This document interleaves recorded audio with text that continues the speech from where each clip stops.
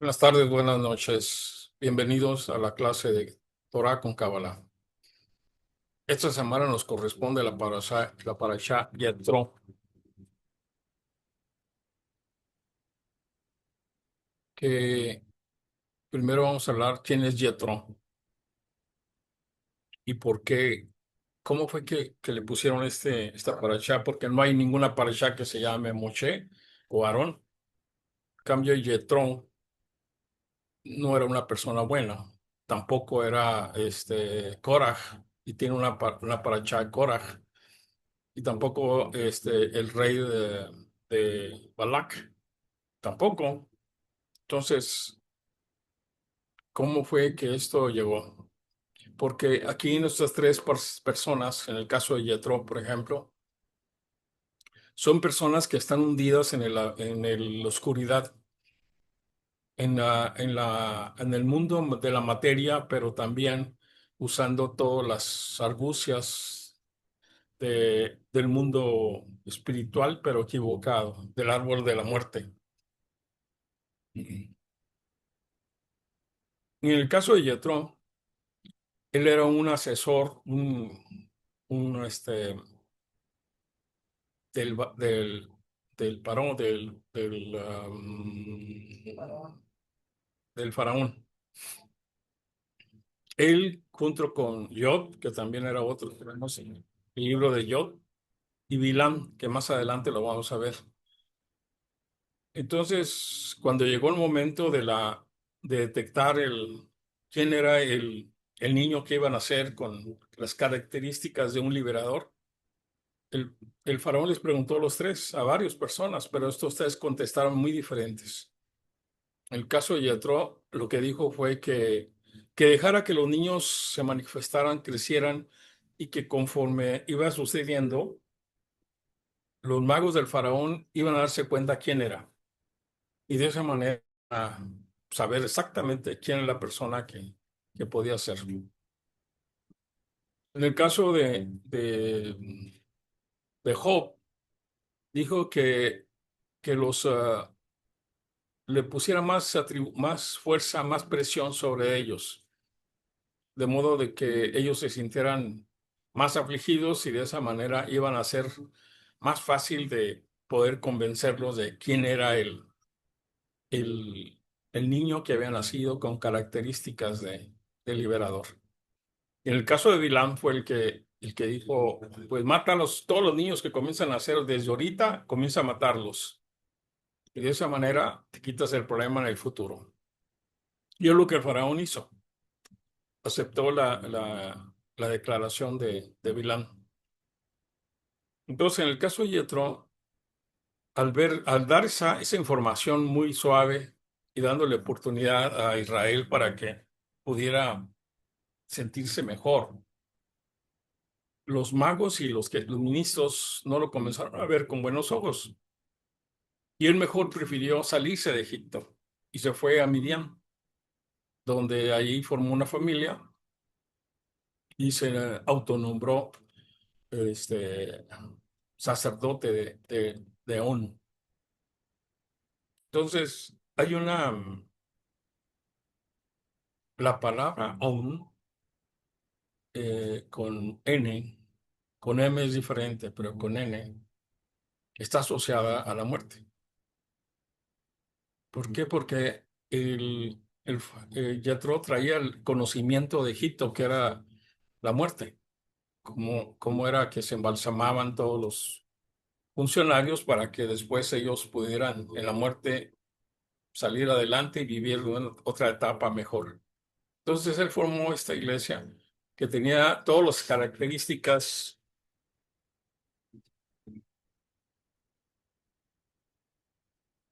alguien está insistiendo, todas las características de idolatría. Entonces, cuando Moshe llega con él y se casa con una de sus hijas, Moshe ve que lo que estaba haciendo pues era un ritual más de todos los que él conocía. No se asoció a ellos, pero sí comenzó a conocer el monte Sinai y qué es lo que tenía de misterioso este monte.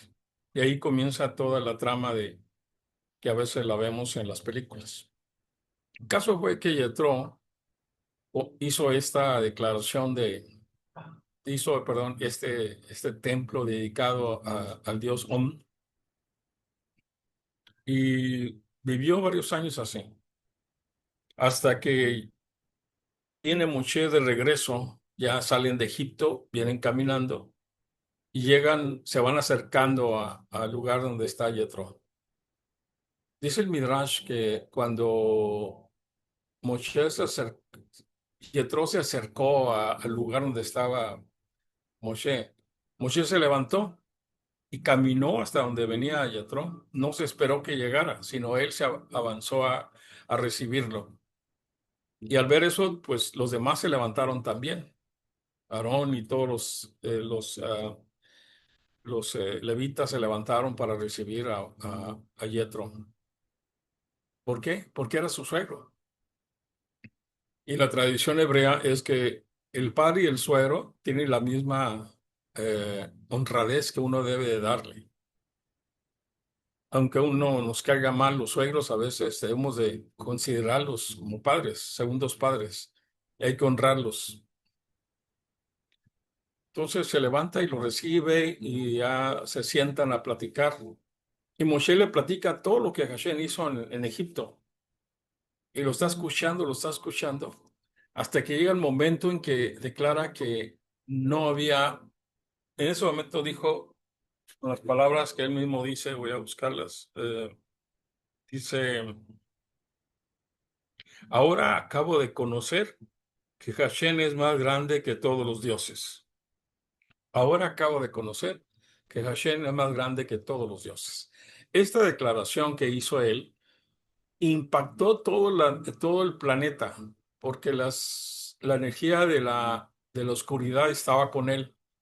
Y al momento que él declara esto, reconoce que Hashem es el más alto Dios, se va, se mueve, impacta toda la energía del planeta y todos los dioses que había, todos los sacerdotes para esos dioses, los reyes, comenzaron a temblar porque se había declarado una persona que era aceptada como gran idólatra, había cambiado y había renunciado y ahora estaba aceptando a Hashem como su único Dios.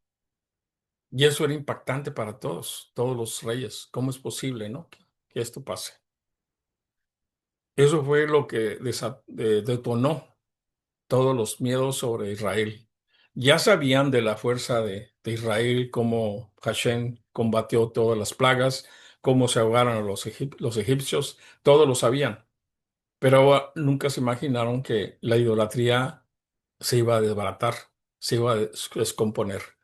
Y ahí viene el momento en que Yetro declara, por esa razón se le declara a él como una persona que es capaz de cambiar de cambiar, hace un ticún especial y cambia completamente y declara que Dios es el más grande. Hashem es el más grande de todos los dioses. Ahora, viéndolo del lado místico, ¿quién es Yetro? Yetro es una reencarnación de Caín. Y ya sabemos que Moshe es una reencarnación de Abel. Estos son los dos hermanos que se encuentran otra vez en ese momento. Por eso, si ustedes ven la Torá, se van a dar cuenta que 11 veces repite la palabra suero, que en hebreo se lee de diferentes maneras, pero casi la raíz es la misma. Y es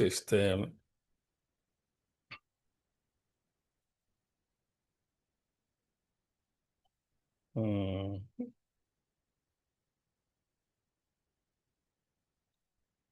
Jotenja, uh, Otnu, también aparece Otnu, suegro, 11 veces.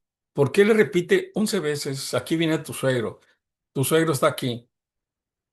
Entonces le está diciendo, yo soy Caín, vengo a verte y estoy reconociendo. Y lo más importante, por eso se declara, dice, traigo a tu esposa,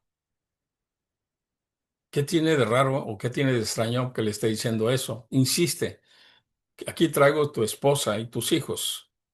¿Por qué? Porque Caín lo mató a Abel por los celos al tener Caín dos hermanas, o sea, antes se nacían varios al mismo, partos múltiples, y cuando parió a Abel, nacieron dos niñas.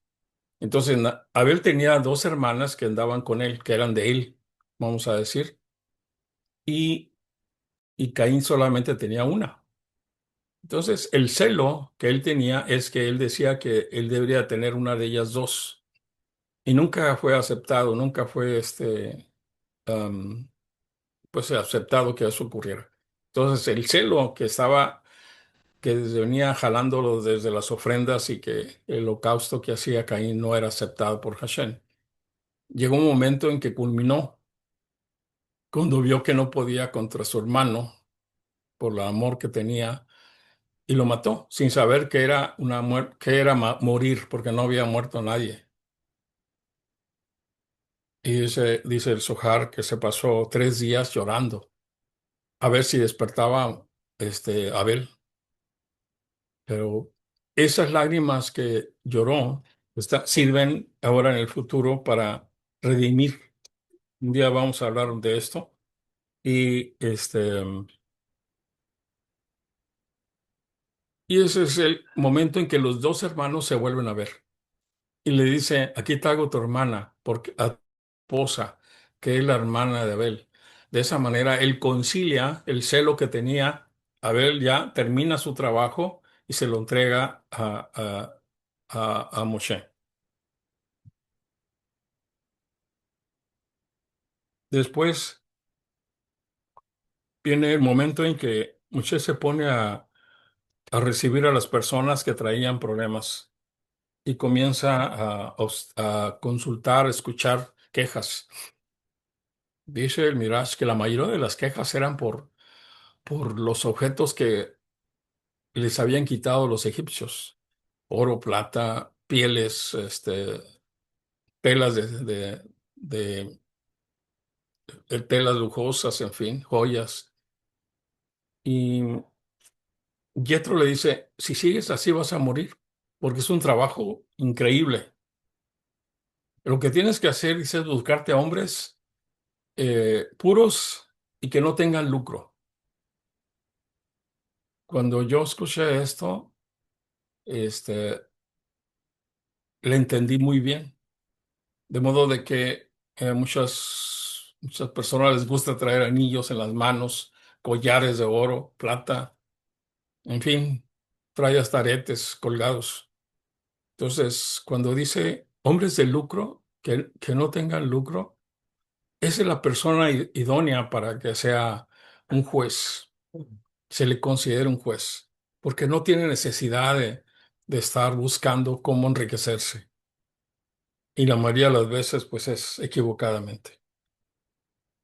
Entonces, pues, eso, y entonces Moshe comienza a formar estos hombres, forma a los hombres y los forma jueces de 10, de 50, de 100 y de 1000.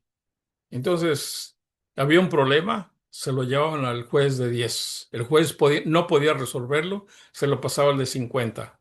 No podía, se lo pasaba al de 100. Y de esa manera, hasta que llegaba al de 1000, y el de 1000 no podía tampoco, se lo pasaba a Moshe.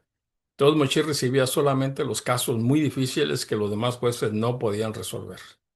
De esa manera, Moshe descansó en los jueces y el pueblo fue juzgado de una manera más acertada, más responsable. Después de esto, en la Torá aparece este,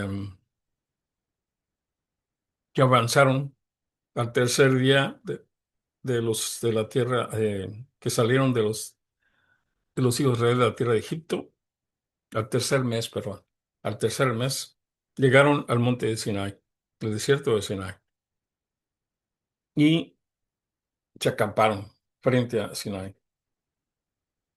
Si ustedes ven, el monte de Sinai es un monte chaparrito, cortado, como que está cortado por arriba, ¿Y, y por qué Hashem hizo esta declaración ahí? Dicen los libros que ahí nadie había hecho ninguna ofrenda a ningún dios. Como estaba chiquito y chaparro, pues, o sea, cortado de esa manera, no tenía pico, nadie se atrevía a hacer eso. Entonces, Hashem se presenta ahí y se presenta de una manera espectacular. Para eso le dice a Moshe, voy a venir al tercer día, de modo que se preparen los varones para recibir, toda la gente debe estar preparada, limpia, bañada, no tener relación sexual y estar lista para escuchar a Dios. Y de esa manera el pueblo estaba, vamos a decir, limpio, puro. Habían conseguido caminar y de esa manera se habían, en estos 3 meses que son 90 días, habían conseguido terminar con todas las situaciones tensas que había, los, ah, los pensamientos que había. De modo que cuando llegaron ahí, todos estaban en un nivel especial, limpios, puros, todos. Por eso la Torah menciona hasta la sirvienta. Todos estaban ahí, en ese nivel. Entonces llega el tercer día y Hashem comienza a llenar la montaña de humo. Y dentro del humo se miraban truenos, relámpagos, todo un espectáculo. La gente mirando y todos a una distancia que Hashem había dicho que no se acercaran demasiado porque podían morir. Entonces comienza a hablar Dios.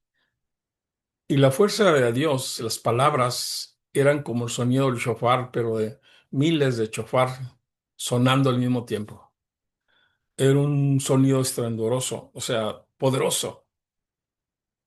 Y, la, y las palabras que decía Dios se miraban, las letras se miraban que venían, salían de la montaña, salían del humo y venían hacia el pueblo.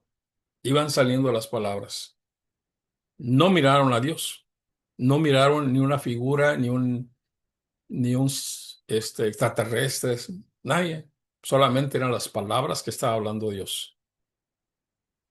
Cuando comenzó a ocurrir esto, las almas de la gente que estaban más puras, más limpias, comenzaron a salirse,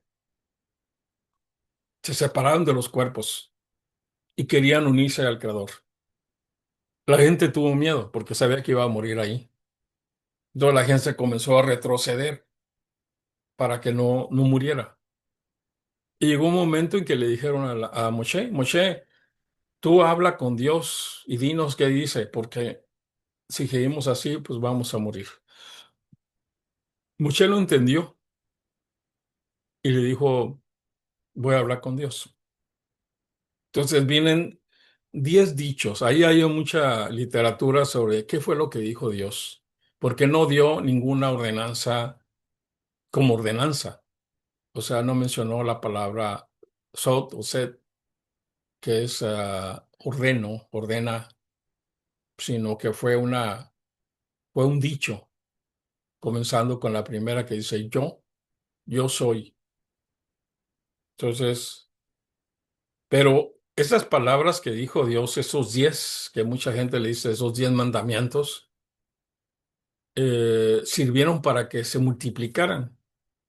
Y ahí viene toda la Torá. De estos 10 viene toda la Torá, porque ahí están condensados todos los principios éticos de Israel, comenzando con la primera que está en el capítulo 20. Y habló Dios todas estas palabras diciendo, yo soy Yud-Kei-Vav-Hei, tu Dios, que te sacó de la tierra de Egipto, de la casa de servidumbre. 2. No tendrás otros dioses ante mi faz. No harás para ti esculturas ni semejanza alguna de lo que está arriba en el cielo, ni lo que en la tierra,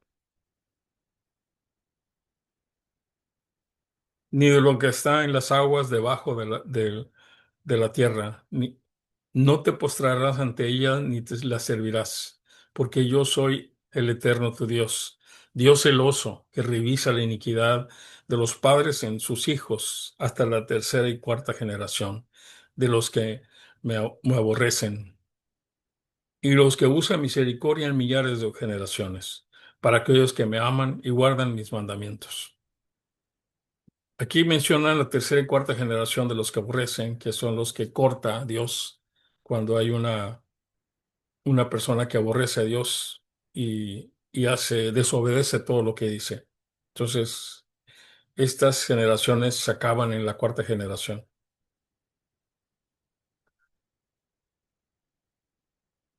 Eh, no pronunciarás el nombre del Eterno tu Dios en vano, porque el Eterno no tendrá por inocente al que pronuncie su nombre en vano.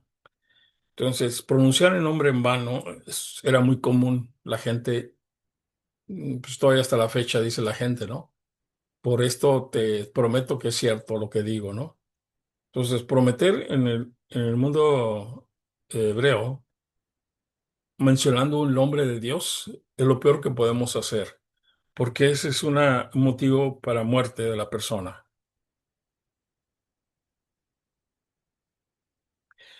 Acuérdate el día del sábado para santificarlo. Ese es la cuarta ordenanza. 6 días trabajarás y harás toda tu obra, mas el día séptimo es sábado, consagrado al Eterno tu Dios. No harás obra alguna, ni tú, ni tu hijo, ni tu hija, ni tu siervo, ni tu sierva, ni tu bestia, ni tu prosélito que habita dentro de tus ciudades. Porque en 6 días hizo Hashem los cielos y la tierra, el mar y todo lo que hay en ellos, y descansó el séptimo día. Por lo tanto, el Eterno bendijo el día de Shabbat y lo santificó. Ya sabemos que el mandamiento más fuerte para nosotros es el Shabbat. Está sobre todas las fiestas, como Yom Kippur, que también muchos lo consideran muy fuerte. Está sobre eso.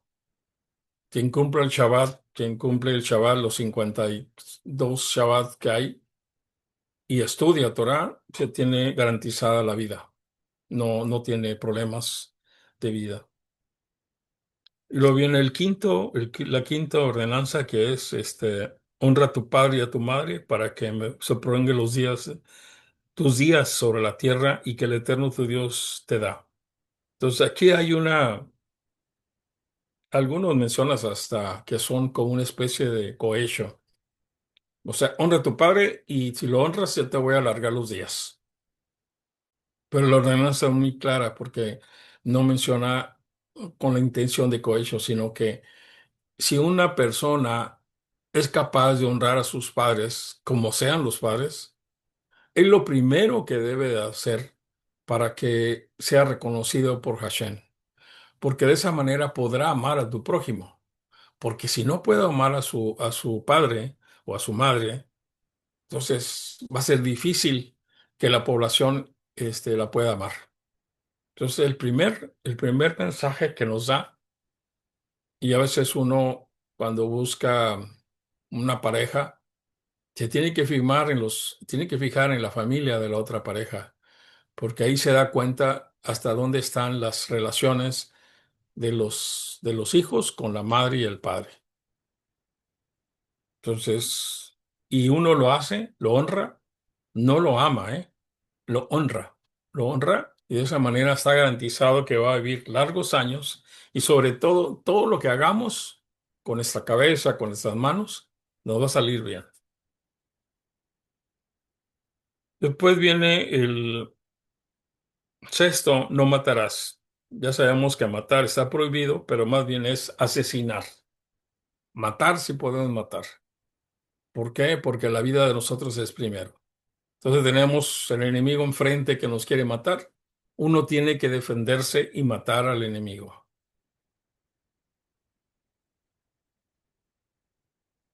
No cometerás adulterio. Bien curioso porque después de matar aparece el adulterio.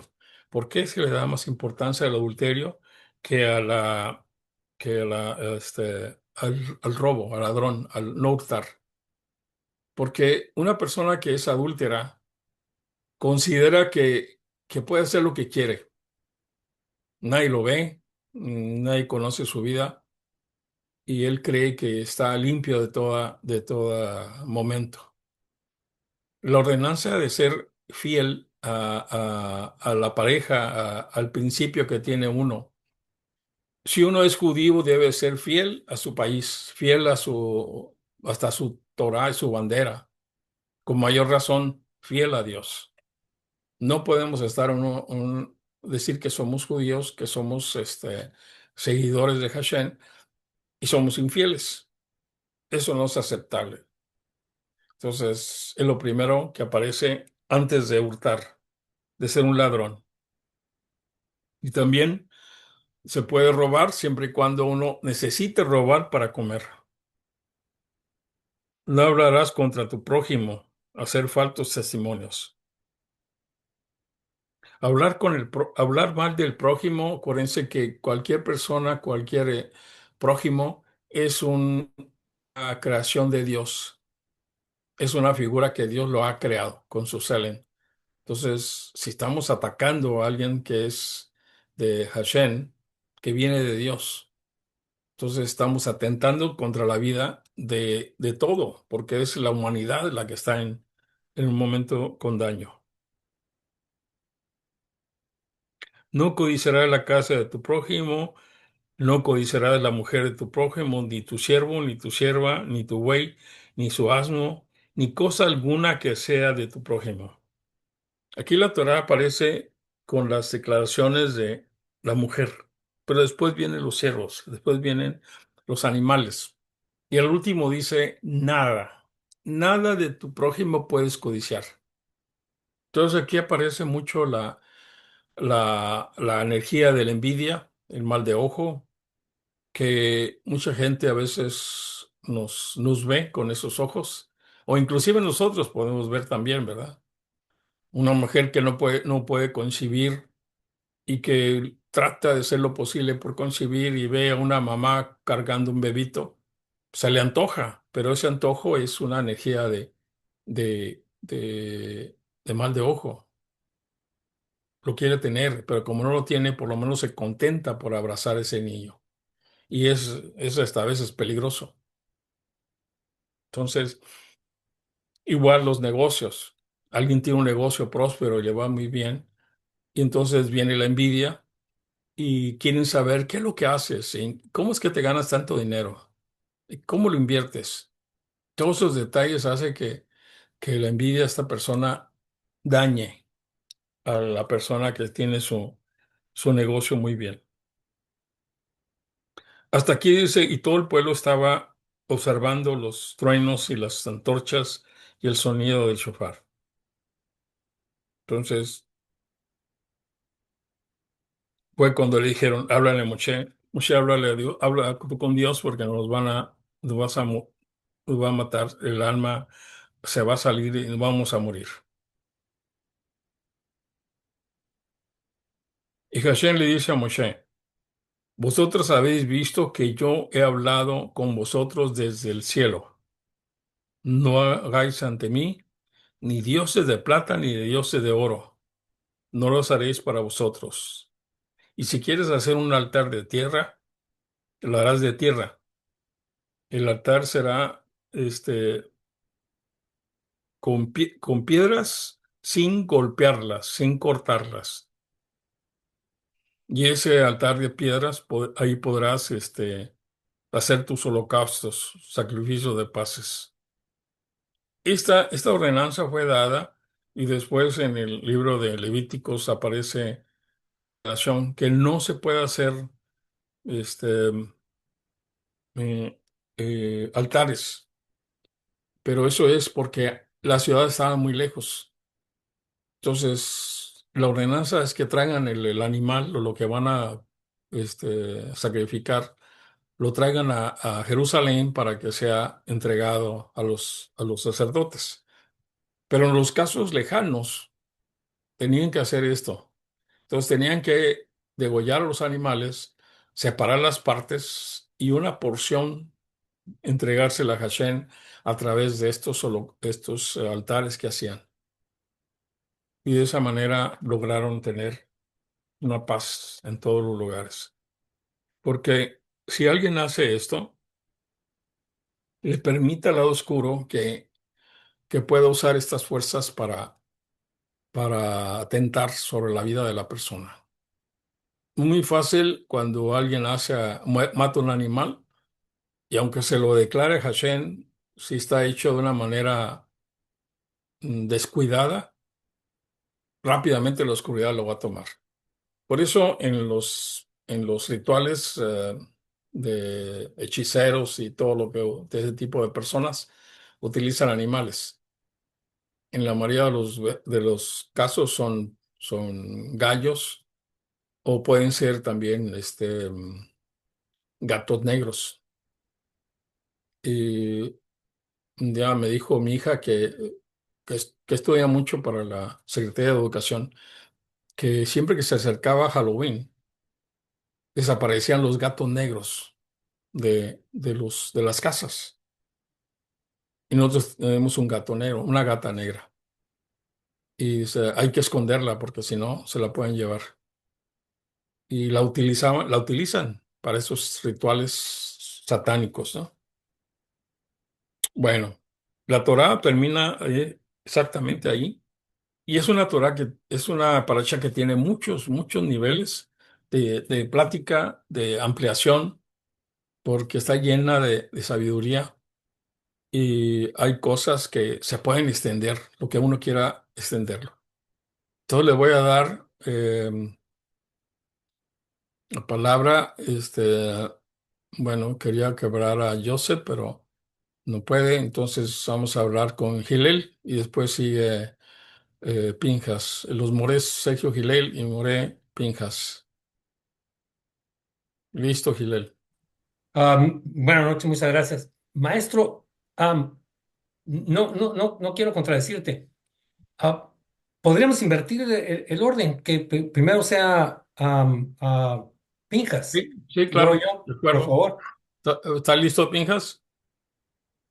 Sí, nada más, Joseph, Joseph no trae tema todavía. no, pero ocupo que me pase para compartir pantalla. Ok, no, esto dile a Joseph. Listo, adelante. ¿Listo? Gracias. Ok. ¿Pueden ver? Sí, Muy bien. Mm, Ok. Esta semana, como sabemos, está la Parashá Yitro, una Parashá sumamente importante, como ya vimos aquí con el maestro Gamliel. Y una de las particularidades es que aparecen los famosos 10 mandamientos, estos 10 famosos dichos que aparecen en esta porción específicamente. Curiosamente, uno de los relatos más importantes, más impactantes en nuestra historia como pueblo judío y en nuestra tradición, pues tiene el nombre de una persona que no precisamente tiene un récord de lo más positivo, ¿verdad? Como es Yitro, eh, que era sacerdote de todas las culturas eh, paganas, politeístas de aquella época. Él sabía exactamente todo el tipo de ritual, todo el tipo de servicio idólatra de todas las comunidades de aquellas épocas. Y ahora en esta porción, uno de los eventos históricos judaicos más importantes tiene el nombre de esta persona. Recuerden, si hay alguna pregunta, no duden en hacérmela. Ahora, algo que es importante entender es que estos 10 mandamientos no son realmente 10 mandamientos, sino que la tradición judía los tiene como hacer el Hadibrot o hacer el Hadebarim en el contexto de la Gemara, de la Mishnah. Ahora, ¿qué quiere decir Hadebarim? Quiere decir palabras, pronunciaciones, dichos. Eh, Y algo que es importante entender es si son estos 10 dichos o 10 mandamientos que aparecen aquí, son principalmente todo lo que compone la Torá o son los 613 mitzvot. Y si los 613 mitzvot están unidos a estas 10 pronunciaciones o están a un nivel mayor, aún están a un nivel menor o están a la par. Ahora, Dibrot, Dibrot, como podemos leer ahí en hebreo, viene de la palabra ledaber, que es yo hablo contigo, de comunicarme, de platicar, de que estamos hablando tú y yo. Ahora, para ir entendiendo la idea que les quiero traer, hay una explicación clásica que nos dice que hay dos tipos de palabras en el hebreo quiero decir, hablar. Está lo que es lemor y está lo que es leagit. Leagit es cuando se habla firme, se habla con dureza. Por ejemplo, dice el Kabbalah Moshe, leagit, el Ben Israel, vas a hablar con dureza a los hombres de Israel, pero con las mujeres vas a ser lemor, vas a ser más suave, vas a dialogar más sencillo. ¿Por qué? Porque también la energía pues tiene que ver con eso. Entonces partimos de que hay varias formas en el hebreo para decir comunicarse, ¿no? Entonces, está leagit y está lemor.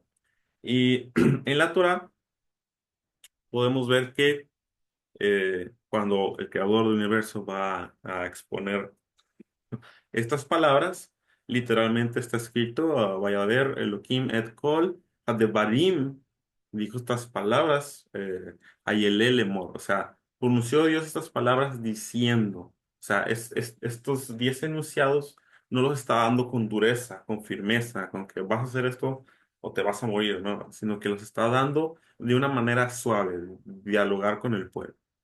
¿Ok? ¿Me alguna pregunta hasta aquí? No, entonces se entendió perfectamente, si no hay ninguna pregunta.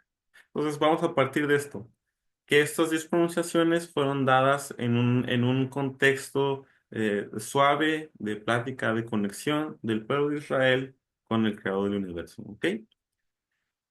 Ahora, podemos preguntarnos, ¿estos 10 mandamientos tienen algún valor mayor a las 613, como ahorita veníamos diciendo, o están a la par?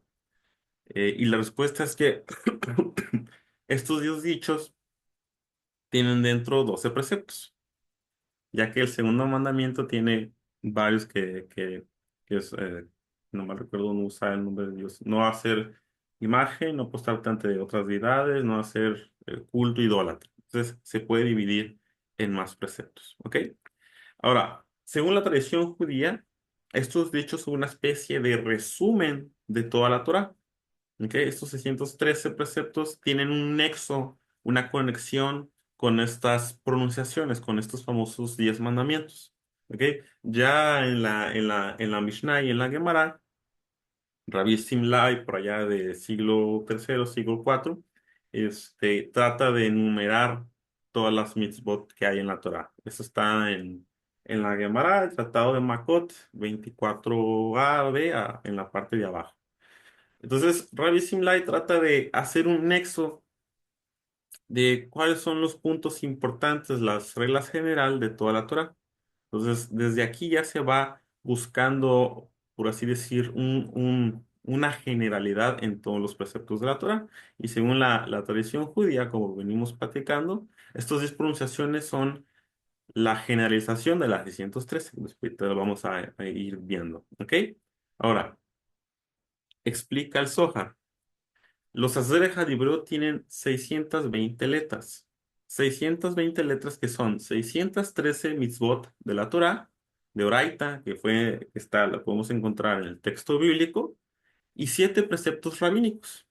¿Ok? Estos 7 preceptos rabínicos que no están en la Torah, no los van a encontrar ahí por más que las busquen, sino que se derivan de preceptos que están en la Torah, pero fueron dadas por los sabios posteriormente, son uno, las velas de Shabbat y de Yom Tov, o sea, leer la Megilá de Esther en Purim, las velas de Hanukkah, el Birkot HaNe'enim, que es todas las bendiciones de agradecimiento al principio, al probar algo, a hacer algo de gusto, de deleite. Netilat Yadayim, el lavado de las manos. Las leyes de Erup, que muchos de aquí no sabrán lo que es un Erup, pero la ley de Erup ahorita lo pueden buscar. Y por último, el Alel. El Alel son los conexión de salmos que cantamos en agradecimiento al creador del universo. Entonces, hay un total de 613 mitzvot, 7 que nos da los 620, que es igual a la gematria de Keter. ¿Ok? 620 es igual a la gematria de Keter. Entonces, la corona de la Torah son estos preceptos. Entonces, para entrar en tema central con Moshe, trae los 10 mandamientos, dos tablas, dos lujot. Y si vemos los finales del 6 al 10 son muy cortos. No harás esto, no harás esto, no harás esto. Son más cortitos los de la segunda tabla a los al contraposición de la primera. Ahora, ¿no sería más práctico, si ustedes ven las tablas, si las pueden visualizar, no sería más práctico que Moshe hubiera puesto la tabla final en un solo renglón en la misma tabla? O sea, no tendría más practicidad, pero no, o sea, son dos tablas en vez de una. Y hay varios comentarios que nos dicen eh, que hay una estructura dual, los preceptos eh, le Adam le Makom Hashem, o sea, de Dios, del hombre con Dios y de Adam le Makom Jabarim, o sea, del Dios del hombre con su prójimo. ¿Ok? Por ello son dos tablas, esa es una interpretación de los sabios. Hay otra explicación que es algo más que tiene que ver con lo positivo y con lo negativo. La primera tabla, eh, que son cosas positivas para hacer, creer en Hashem, guardar el Shabbat, honrar al padre, a la madre y demás. Y lo otro que es más negativo, no vas a hacer esto, no vas a hacer esto, son acciones más negativas. ¿Ok? Vamos a ver, a ver el contenido de las tablas. Si no hay alguna pregunta, acuérdenme, lo que traigo es muy cortito porque ya me extendí mucho en otras clases y quiero hacerlo más dinámico para que no dure tanto. Bueno, aquí podemos ver un resumen de lo que es las tablas. Está en Éxodo 20, capítulo 1. Ahora, en el judaísmo hay algo que es que todas las misbot, todos los preceptos deben tener una aplicación práctica, una practicidad en lo que nos está pidiendo la divinidad a la forma de movernos en el mundo. O sea, ¿qué se nos pide primero? Como ver bien aquí en el primer mandato, en el primer deber, es debemos creer en Dios. De hecho, el Derech Hashem, Rabbi Haim Lusato, el Ramjal, nos explica en el primer pasuk de su libro, es que toda persona, hombre dentro del pueblo de Israel, debe saber que hay un Dios creador sin principio ni fin, que siempre ha existido y siempre será. Es la primera, es como empieza la explicación del Derech Hashem. Ahora, ¿qué nos dice el Rambam? Rabbi Moshe Ben Maimón, si no mal recuerdo, me puedo estar equivocado, el Rambam, eh, que cómo puedo cumplir con este precepto. Ahora, en la práctica, claro que existe un creador absoluto, pero lo que nos dice el Rambam en la práctica es que uno tiene que darle claro que existe un creador del universo. Uno tiene que sentarse, analizar, ver, pensar, estudiar, preguntar, cuestionarse hasta que le quede claro que hay un creador. O sea, le tiene que quedar claro que hay un creador con su propio nivel.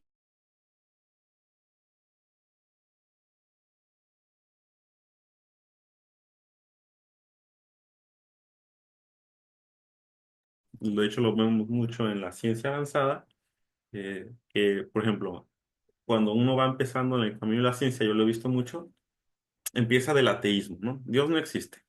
Dios no existe, todo tiene que ser por el método científico, comprobable, o si no, son inventos. Luego un físico va empezando a meterse más en lo que es la ciencia y empieza a dar cuenta que todo es como una regla bien establecida. Entonces dice, hay un Dios. Bueno, pero no es el Dios que todo el mundo dice creer. Entonces se mete más en el pensamiento analítico, más en la física, más en el cuestionamiento universal, cómo se mueve eh, la materia, el espacio, todo eso, y dice, claro que hay un creador, le queda claro. porque esto no puede ser algo al azar, ¿no? Estas leyes universales físicas son obra de un creador. Bueno, eso es lo que me atrevo a decir, nos recomienda el Rambam. Y de ahí empezar lo que es la práctica religiosa. ¿Ok? Bueno, como podemos ver, hay dos tablas, 5 y 5. Y el Midrash nos trae algo muy lindo. ¿Por qué hay dos tablas? Porque están conectados frente a frente, están enfrentándose una tabla con la otra. ¿Ok? Primero vamos a ver. El primero, el primer mandamiento es: Yo soy el Señor tu Dios, que te sacó de la tierra de Egipto, la casa de esclavitud.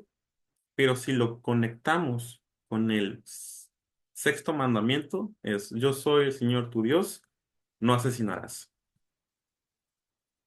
¿Por qué? Porque el ser humano está creado, como ahorita lo dijo bien el maestro muy acertadamente, está creado a imagen y semejanza de Dios.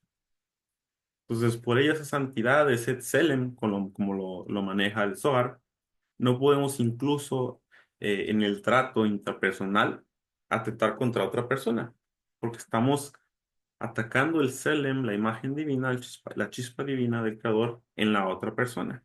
Entonces, una forma muy interesante de ver esta primera etapa. Luego el 2 con el 7: No tendrás otros dioses, no cometerás adulterio. Entonces, ser fiel al Creador, fiel y fiel a nuestras parejas. O sea, si una persona no es fiel a lo que se supone que maneja como estandarte, como puede ser la Torah, como puede ser los mandamientos, no puede serle fiel mucho menos al Creador del universo, porque está atentando contra la fidelidad que le está pidiendo. Esa es una forma muy interesante también de verlo. Luego el 3 con el 8: No pronunciar el nombre de Dios en vano, no robar. Fíjense cómo se va juntando. Entonces, ¿qué pasa cuando un ladrón o una persona así como dicen, lo cachan con las manos en la masa? Va a jurar y perjurar por su madre, por lo divino, por el Dios que conozca, que él no lo hizo. Entonces va a jurar por todos los medios que él encuentre en ese momento, que su corazón se exalte, de que él no lo hizo, pero es un ladrón. Entonces hay una forma práctica de ver estos dos enfrentamientos de las tablas. ¿Ok? Por eso no jurar. Ahora el 4 con el 9: guardar el Shabbat. ¿Y qué es el noveno? No dar falso testimonio, no mentir. Entonces, ¿qué pasa cuando nosotros, como judíos, las personas que están metidas en el judaísmo, o personas cercanas al creador del universo, eh, guardamos el Shabbat precisamente? Ahora, cuando guardamos el Shabbat, damos testimonio de que este mundo fue creado por Hashem. El séptimo día descansó, como podemos encontrar en Génesis. ¿Ok? Entonces, no es un mundo a la deriva, no que se rige por suerte, sino que tiene un cometido, una razón de ser. Lo hemos visto en todas las clases. Tiene un desarrollo para llegar a una revelación divina. Entonces, cuando nosotros guardamos el Shabbat, estamos manteniendo ese testimonio de que el creador del universo rige, mantiene y se comunica con el mundo. Entonces, no estamos mintiendo. ¿Por qué? Porque no lo transgrediremos. Ahora, el quinto con el 10, por último: honrar al padre y a la madre, y no codiciar, no desear nada de la propiedad del prójimo. Entonces, ¿cómo podemos ver la aplicación de estos dos últimos eh, mandamientos, palabras que se ponen frente a frente? O sea, cuando una persona quiere quedarse con lo que es de otros. O sea, en la práctica vemos este nexo cuando vemos la vida de los demás y el éxito, y muchas veces lo primero que decimos o lo primero que señalamos es: todos gracias a sus padres. Si yo hubiera tenido unos padres que me proveyeran, como le proveyó a esta fulano de tal, si hubiera tenido unos padres que me hubieran querido como fulano de tal, si hubiera tenido unos padres que me hubieran educado de forma correcta. Uno nació donde nació y no nació donde no nació. ¿Ok? Entonces, por lo tanto, debe contentarse con lo que tiene y aceptarlo. Y así como vimos en Toldot, en la parashá de generaciones, uno tiene una forma de ver el mundo distinta al otro y eso tiene un valor muy especial. Por ello eh, eh, el marido del otro, la mujer del otro, la propiedad del otro, cual sea que sea el de ellos y no nuestro. O sea, es de ellos y no nuestro. Y dice la Mishnah, ¿quién es rico? Es el que se contenta con lo que tiene.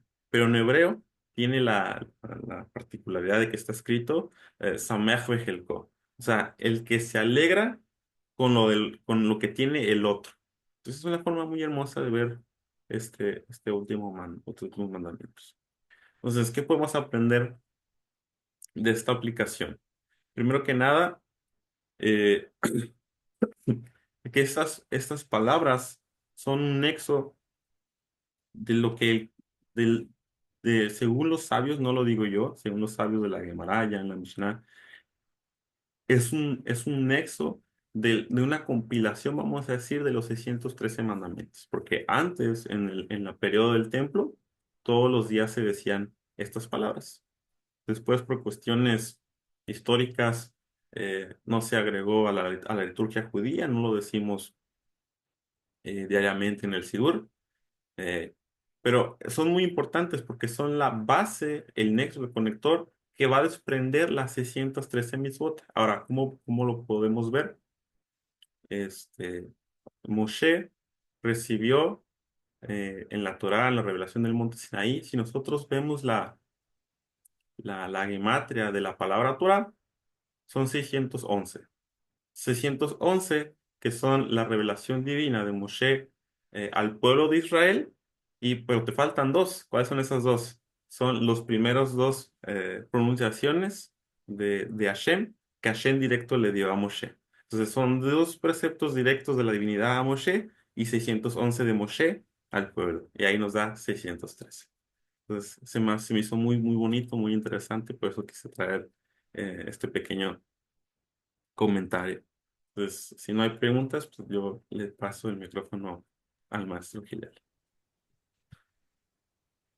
Antes de que Gilel nos comente algo, disculpen, estaba terminando de desocuparme y con algunas cosas. Sin embargo, no quiero desaprovechar el momento para compartir con ustedes parte de la enseñanza de Itro. Este, eh, no es casualidad, como ahorita lo vimos con Moré, que la, que la Torá, que los sabios que organizaron la estructura del estudio de las porciones y dividieron la Torá en porciones para que pudiéramos estudiar durante todo el año. No es casualidad de que le pusieran Itro a esta porción, una porción tan importante donde son revelados los 10 enunciados, que se revela Hashem en el mundo. Está medio raro, ¿no? No, sabemos que las casualidades no existen. ¿Cómo puede ser posible que en esta porción sea llamada con el nombre de un sacerdote que era miembro del consejo del faraón? Tiene que tener muchos secretos ocultos. Durante el día estuve estudiando un shur en la mañana prácticamente de Rabino Menahem, Natán Menahem, está en Israel, que da clases. Él decía, si pudiera regresar el tiempo, ¿en qué momento bíblico quisieran vivir, quisieran vivir ese tiempo, ¿no? Y él comentaba que a él le gustaría vivir en ese momento en el que es revelado Hashem en el monte Sinaí y que da los pronunciamientos. Y es cierto, es un momento muy importante para el mundo, para el pueblo de Israel y para el mundo entero, ¿no? Que es revelado la estructura energética de lo que es la Torah. Por ende, también es muy importante el descubrir por qué los sabios, a través de inspiración divina por parte de Hashem, pusieron el nombre de Yitro en esta porción. Hay muchísimas cosas que estudiar. Algunas de las que quiero nada más compartirles brevemente con ustedes es lo que dice, ejemplo, el Zohar. El Zohar habla de la importancia de tener una estructura para que pueda descender la luz de Hashem, la luz divina, el cosmos, pueda descender y manifestarse en este mundo físico, en este Malkut.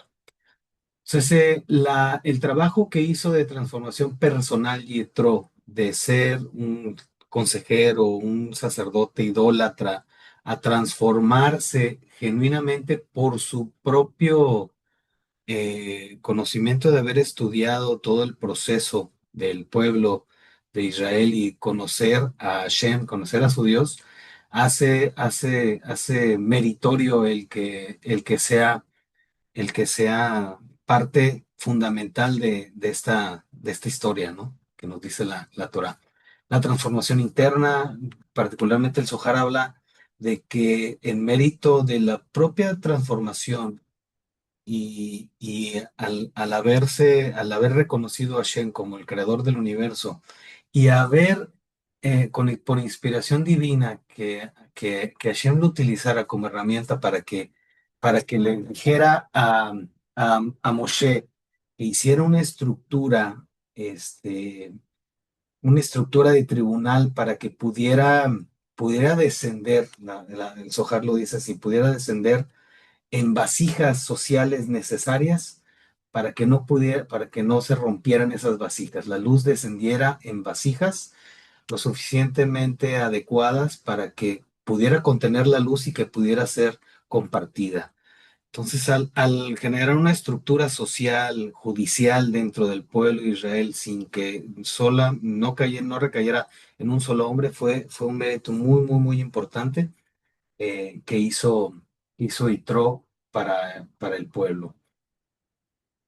El Rabino Ber habla también dentro de las diversas ocasiones que habló sobre esta porción. Particularmente habla de la aplicación del enfoque contemporáneo y práctico de cómo Yitro eligió salir de su propia comodidad.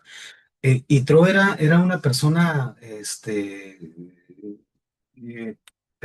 grandiosa en su ámbito, en ese mundo idólatra. Era una persona muy importante para Paró. Era escuchado y era admirado por todo ese pueblo idólatra. Entonces estaba en una situación muy cómoda, sin ninguna necesidad de moverse de esa comodidad en la que se encontrado. Entonces, al elegir salir de su comodidad, recibió y escuchar el mensaje que Hashem le estaba dando al pueblo de Israel, profundizar y hacer una transformación interna, dice el Rabino Ber, pudo alcanzar mayor luz y purificar su negatividad personal que había estado acumulando durante años. La necesidad de disciplina y práctica y estructuras en el pueblo en ese momento liderado por Moshe para poder sostener la experiencia de luz que estaban recibiendo de Hashem fue fundamental. Por ende, él fue una herramienta y fue el vínculo para que eso sucediera, ¿no? Entonces, y claro, por el tema también hablan los sabios, el tema de ser el primer convertido después de Abraham, ¿no? Que se convirtió a ser parte del pueblo de Israel genuinamente, también le da un mérito muy, muy, muy importante, ¿no? Y también es tomado por muchos de los rabinos que hacen el proceso de conversión como un ejemplo de que una persona que hace su conversión al judaísmo es íntimamente aceptado por todas las fuerzas angelicales y de Hashem. Reconoce el alma que brilla dentro de cada una de las personas que hacen una conversión genuina, ¿no?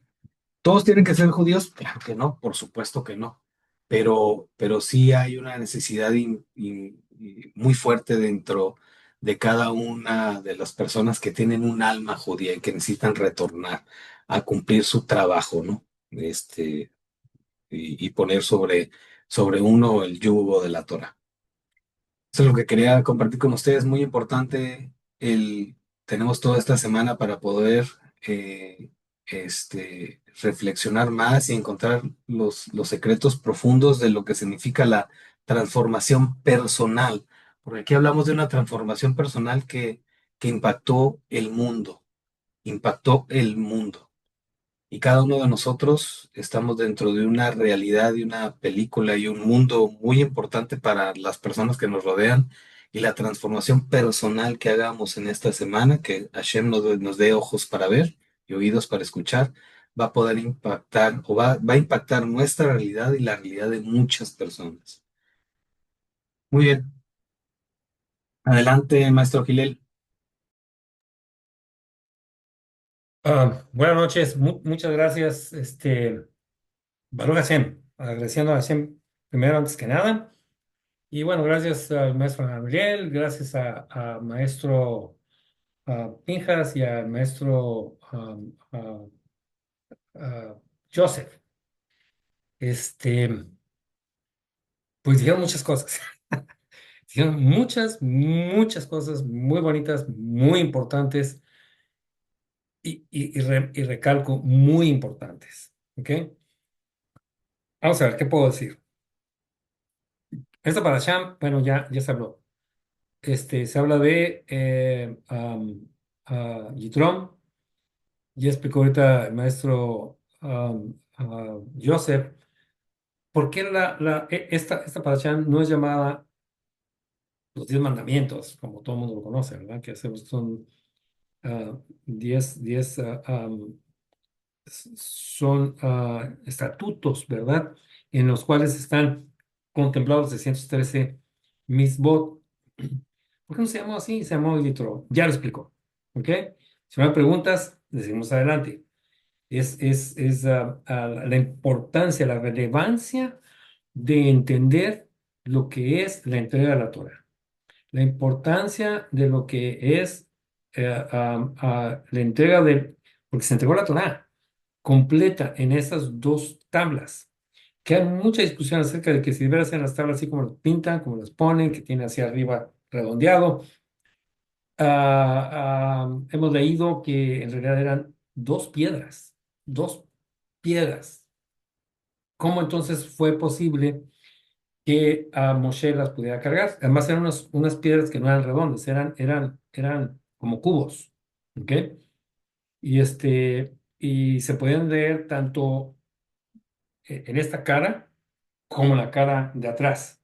Se puede leer lo mismo.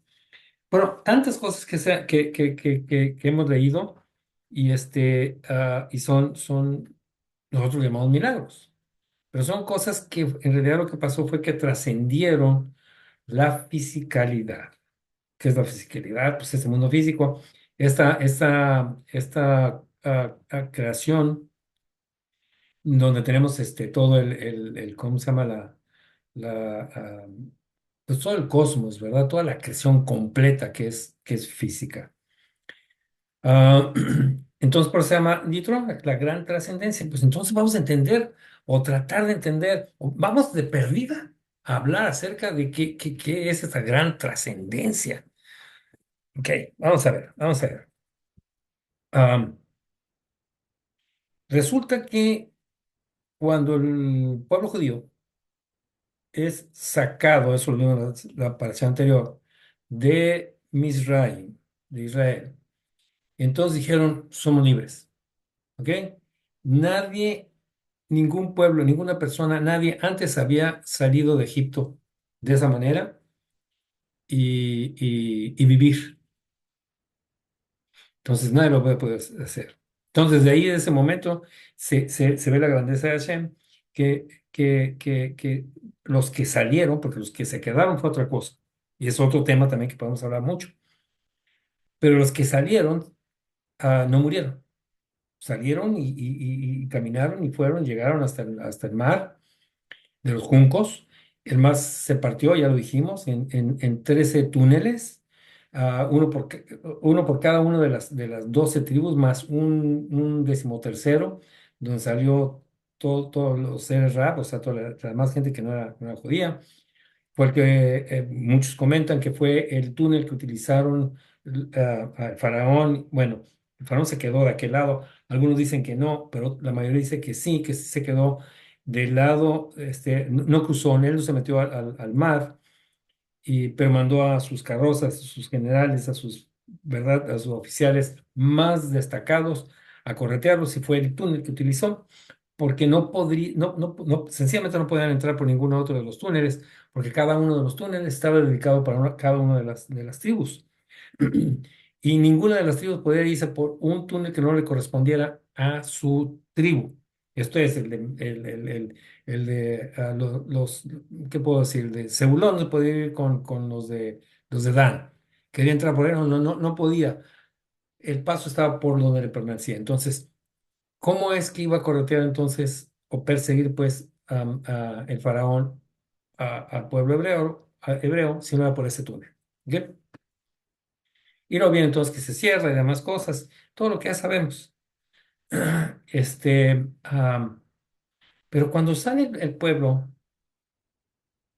físicamente era libre, porque se podía mover físicamente a donde quiera. O sea, libremente. No estaba la restricción de algún egipcio que le prohibiera el paso o que le marcaba para dónde ir. Se puede mover. Pero la libertad no es solamente eso.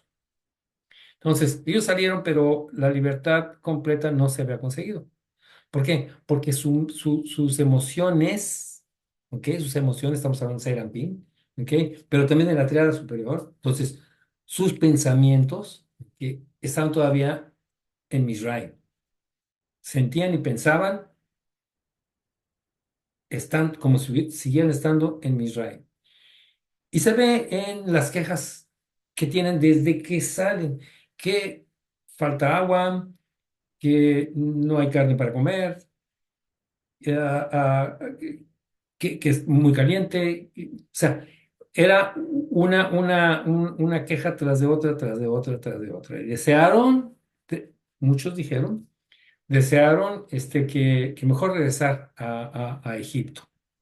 Y eso es precisamente lo que Hashem quería evitar. Entonces, no los saca por la vía directa de los filisteos, sino que los hace dar una vuelta, por eso los mete al mar. ¿Ok? El mar sirve como una mikveh o mikvah. Tenían que pasar por ahí. ¿Por qué? Porque iban a nacer nuevamente.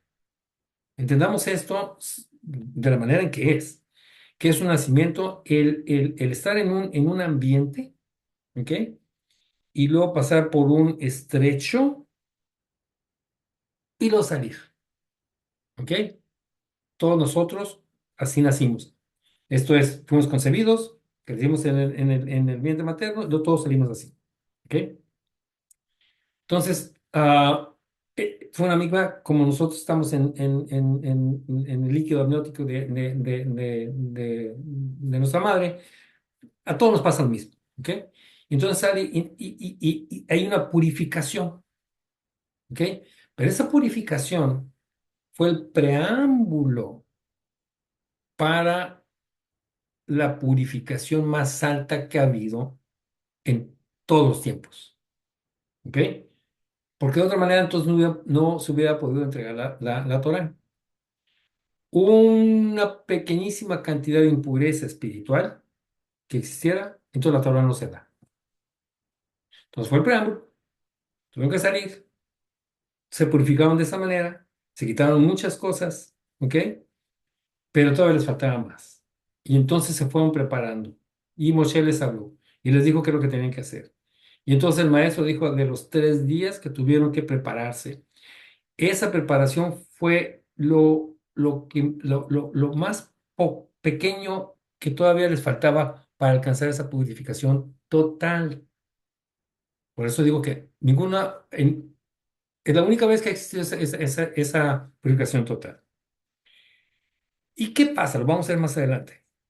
Que la noche anterior a Matan Torah, al salir la Torah, pues estaban esperando lo más grande, lo, lo, lo, lo, lo, lo más santo, el motivo no nada más principal, único de la salida de Egipto, de la salida de Misraim. ¿Y qué pasa? Se quedan dormidos. Entonces muchos cuestionan, acá, ¿pero cómo es eso? ¿Cómo es que se quedan dormidos? ¿Qué pasó?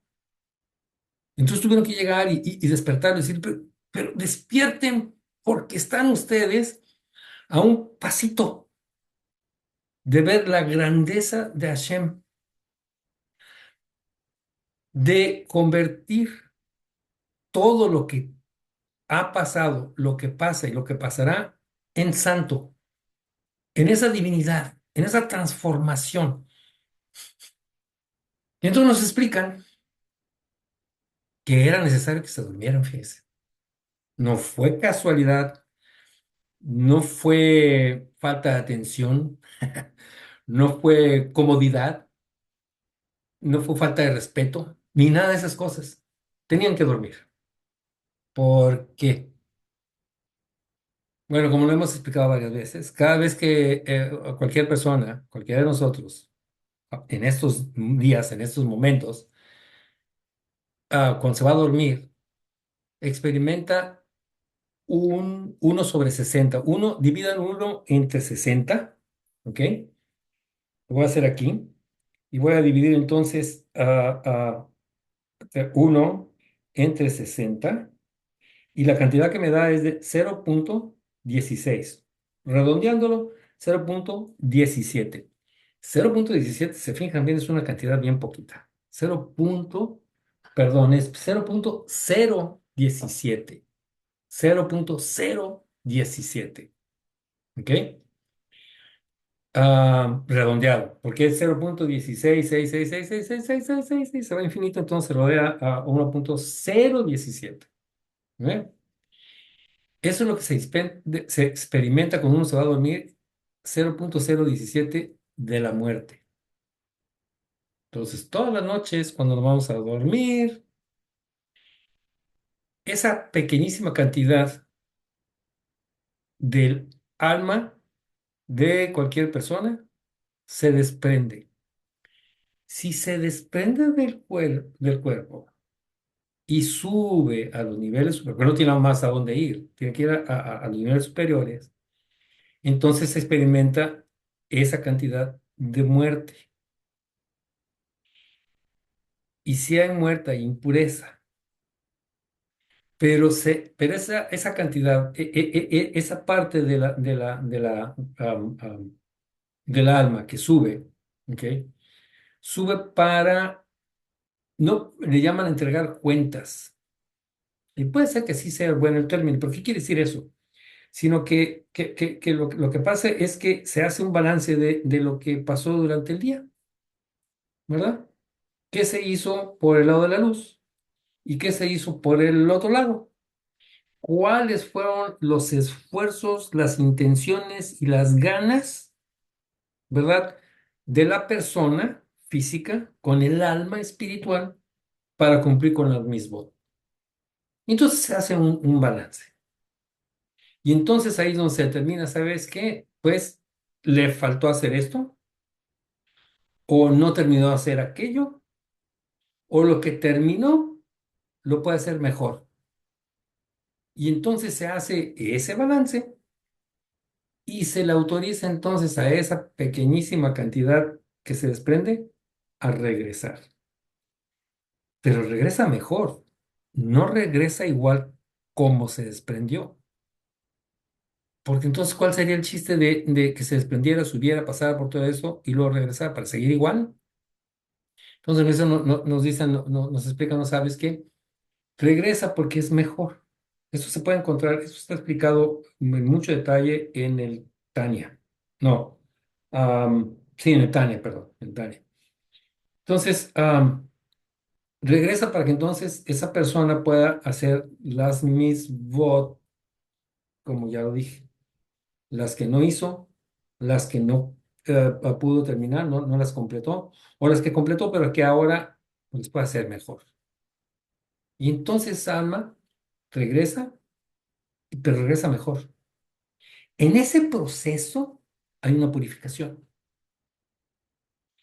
Esa es la purificación que le hacía falta a todo el pueblo de Israel para poder recibir o sea, el Matán Torah, la Torah, los llamados 10 mandamientos.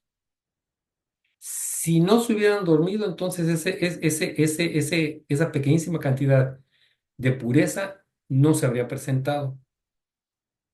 Y entonces no se voy a poder entregar la Torah.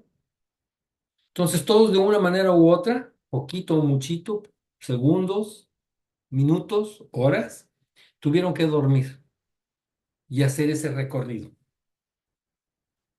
Cuando sucede eso, entonces ya el pueblo alcanza ese nivel de santidad necesaria para que la Torah pudiera haber sido entregada.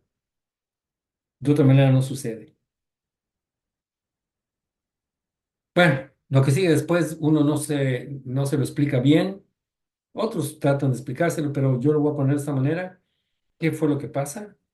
Viene Moshe bajando del monte Sinai y ¿qué es lo que hicieron? Pues un becerro de oro.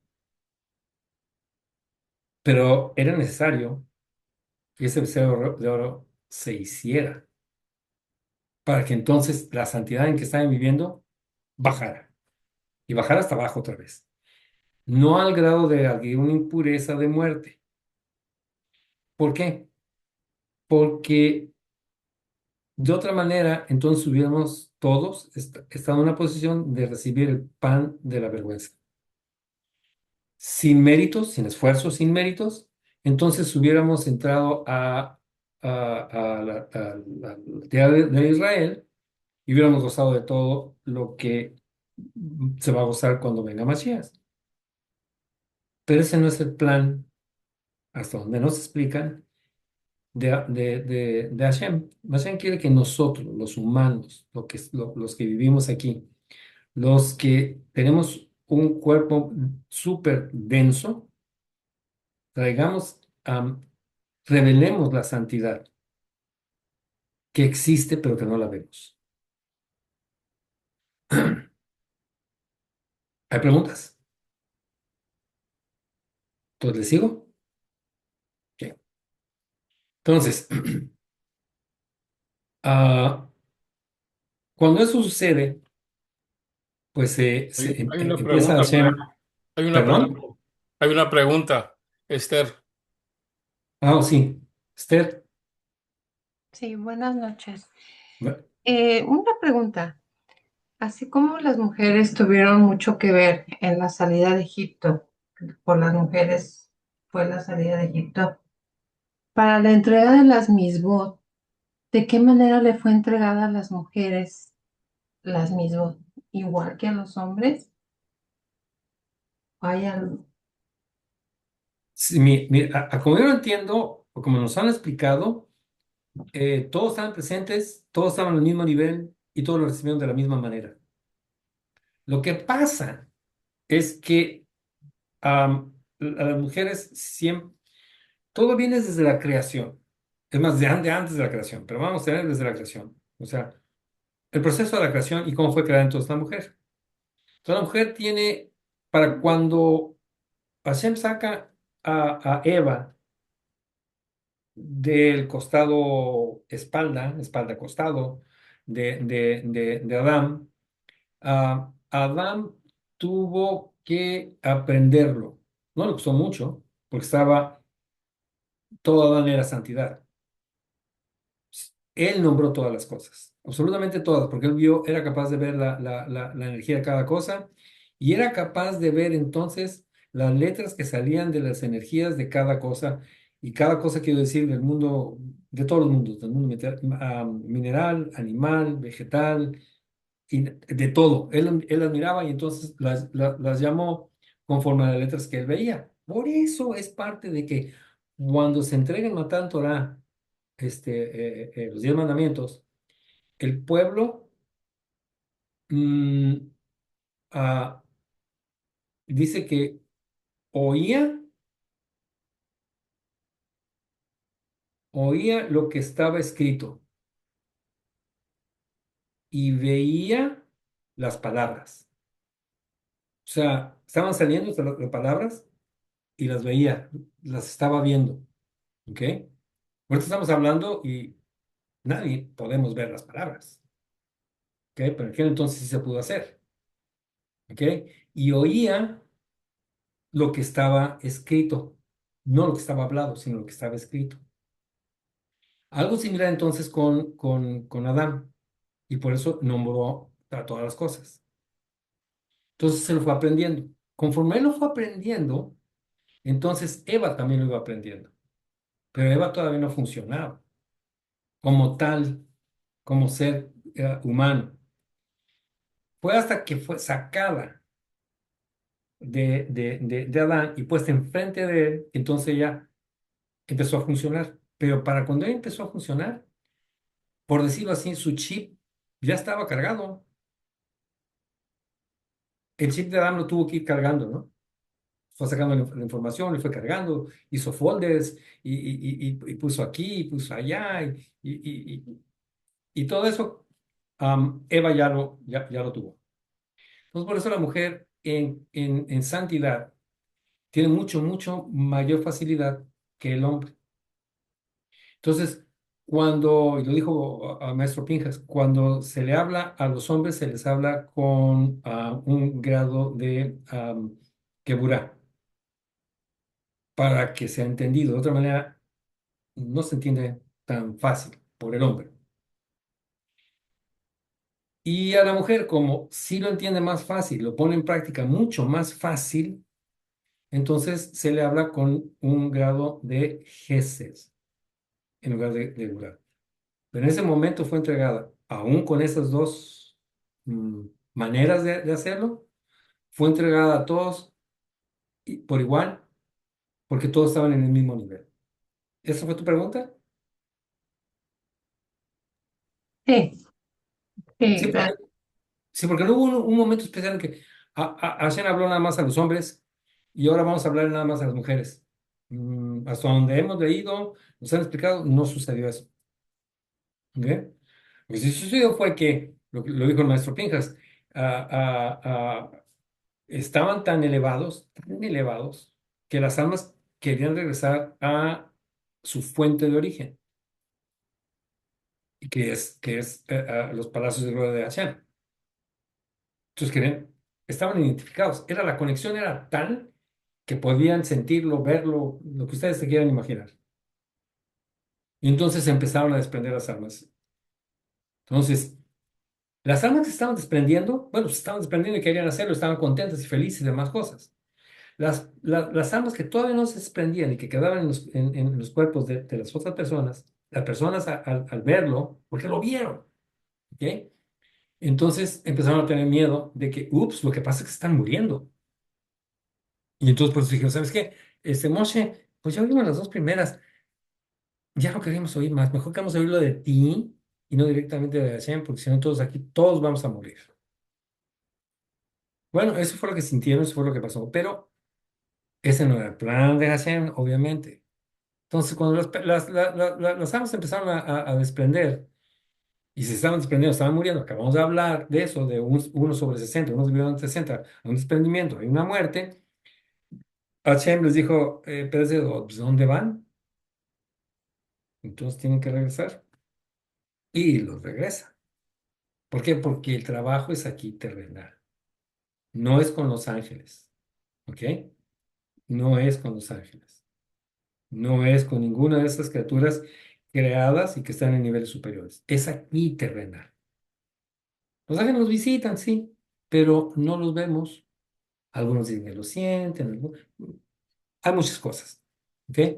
Pero así, a grosso modo, no los vemos, no los sentimos, no los olemos, no nada. Vienen, pero no viven aquí, sino que vienen, hacen su trabajo y se regresan, ¿ok?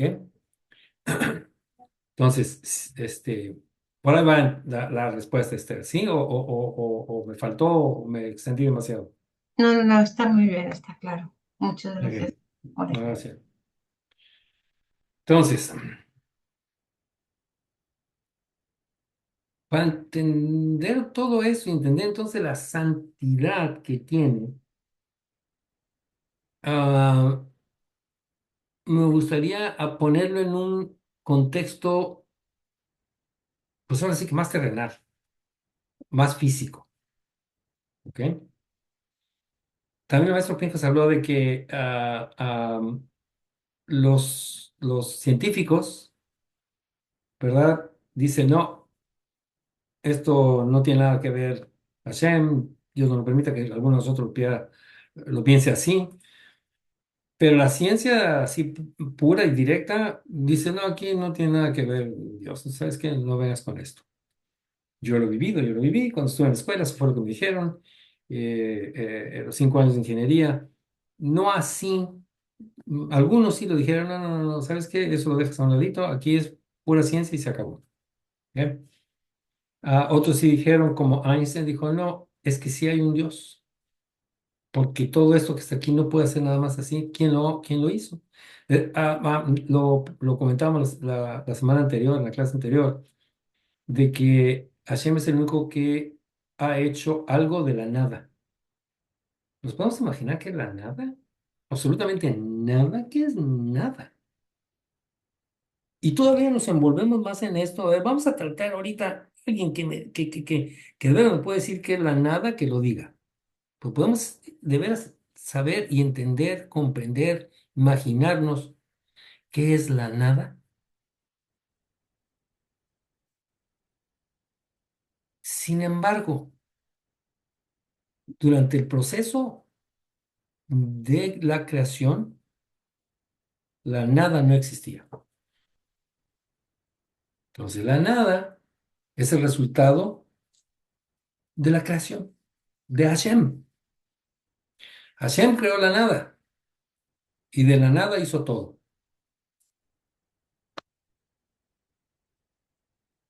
Mm, Entonces, ¿cómo está eso? Tuvo que comenzar en algún punto, ¿no? Entonces, platicando con un físico cuántico, y luego también de haber leído a otro físico cuántico, o sea, ¿cómo se llama? Se me fue el nombre, ¿cómo se llama esa física? Ah, Decía él que pues él no estaba metido en nada de esto y ni siquiera se había puesto a pensar si creía o no creía que existía Dios. Él más se evocaba nada más a lo que es la ciencia, pero la ciencia pura, ciencia sin una aplicación práctica. Y hay muchos que se dedican así a ello, ¿eh? Entonces, todos sus estudios en una explicación práctica no lo tienen. Sin embargo, nada más se dedican a tratar de entender y analizar las partículas y las partículas subatómicas. Átomo quiere decir sin división. Pues se equivocaron, porque sí se divide. Y vemos que nos lo enseñaron en la escuela, en la secundaria, de cómo un átomo está constituido, que tiene un núcleo, pero que el núcleo está compuesto de protones, de neutrones, de partículas más pequeñas inclusive todavía, y luego tenemos los electrones, y que andan circulando, ¿verdad? Que andan por arriba, que rodean, están como en órbita alrededor del núcleo y todo eso, y siguen estudiando y siguen encontrando más cosas, ¿ok? Se dedican nada más a eso y quieren encontrar, el- muchos de ellos quieren encontrar, quieren ver si con eso puedan encontrar el origen de la vida. Y muchos de ellos, incluido Einstein, dijo, no, sí, sí, sí hay un Dios. Y decía, ¿y cómo sabes? Pues que, ¿cómo es posible que todo esto exista? Pero no lo puso para que nosotros entonces lo utilizáramos, pero para bien. Entonces todo fue creado desde antes de la creación. porque la Torah fue creada antes de la creación. Entonces, una de las teorías, hay varias, una de las teorías es que ya que Hashem creó la nada, al crear la nada también crea el tiempo, y al crear el tiempo entonces crea el espacio. Espacio y tiempo están íntimamente relacionados. El espacio utiliza todas las cosas creadas utilizan un espacio. Entonces el espacio tuvo que haber sido creado. Pero el espacio necesita del tiempo y el tiempo necesita del espacio. Entonces coexisten. ¿Cuándo es tiempo puramente o cuándo es espacio puramente? Está difícil de comprobar, pero vamos, por ahí va la cosa. ¿Ok? Y entonces, en ese tiempo-espacio es que entonces hay una concentración de la luz divina, no de la luz física que vemos, sino de la luz divina. Hace ese espacio en el cual crea, algunos llaman vacío. ¿Qué quiere decir entonces? Que el vacío es algo. No es que no haya nada, hay algo en el vacío. En el vacío inclusive que nosotros tenemos ahora, que lo hacemos, al alto vacío, que las carnes y las demás cosas que sacan todo el aire y que hay vacío, pero y que en el espacio hay vacío. Sabemos que no es cierto eso. O sea, no hay tal. Entonces, el vacío que se crea tiene materia. Tiene materia, pero no tiene masa. Quizás estoy siendo muy técnico. No tiene masa, porque los fotones, que son por donde viaja la luz, tiene materia, pero no tiene masa. Si tuviera masa, entonces la luz la sintiéramos que nos estuviera golpeando. Nos golpearía. Entonces, no me voy a meter tanto en eso, no quiero ser tan técnico, ¿no? Entonces, se crea esto y hay entonces una concentración de energía. En esa concentración de energía es tan la concentración, es tan pesada, tan energética, que no se puede contener ella misma. No se puede contener ella misma. Y entonces viene el Tzu, y los científicos lo llaman el Big Bang. Y viene esa descarga de energía, que le llaman una explosión, nosotros le llamamos Tzu, y ahí viene ya toda la información de todo. Entonces la creación fue hecha o sea, toda la creación. Lo que habíamos aprendido que en el primer día se creó esto, en el segundo día se creó aquello, en el tercer día se creó y así, ya estaba creado desde esa explosión. Y entonces uno de ellos explica que lo que pasó fue que esa concentración, lo más probable haya sido con el, lo que ahora conocemos como el átomo de hidrógeno.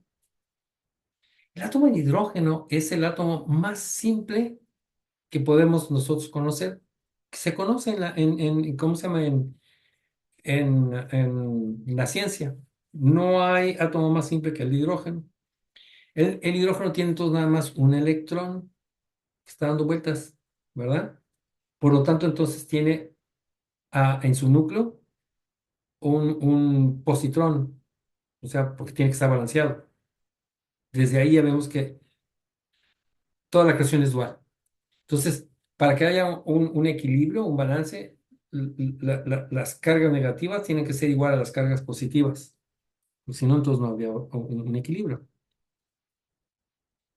Entonces, todo eso nos lleva a que de lo más simple, de un electrón, que es del hidrógeno, viene toda la creación.